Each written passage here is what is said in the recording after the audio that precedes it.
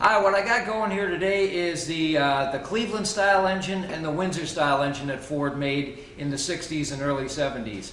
And the differences are many. I touched bases with this on my last week's show and showed you how to tell the difference between the two. And I'm going to elaborate that a little bit more on this week's show. Last week I had told you the easiest way to identify them is to start counting valve cover bolts. The valve covers on the Cleveland are held down by 8, and the valve covers on the Windsor are held down by 6. Pretty simple way of figuring out which is which. But you know, a lot of times when the motor's stuffed in there on these smaller Mustangs, it's not as easy to figure out what is what. So I'm going to go over a few other things with you. One of the things in particular is the thermostat housing on the 351 Windsors, 289s, and 302 Windsors. The upper radiator hose just goes straight into the engine, which is a real easy way of figuring it out.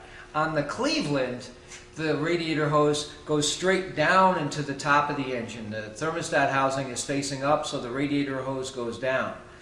The overall beefiness of the Cleveland compared to the Windsor is just so much broader. It almost looks like a big block Chevy. It's got that same style semi-Hemi type of valve train arrangement in it, which lends for the cylinder heads to be so big that it is just a broad engine. And I think it's a pretty good looking engine. When it comes to the look of an engine, the Cleveland is really a cool looking thing. The Windsors, there's a lot of following on the Windsor engines. Most of the Mustangs and Fox body Mustangs do have some sort of a Windsor arrangement in it, whether it is a 289 or a 302, which is also the 5-liter, and then also the 5.8, which is the 351.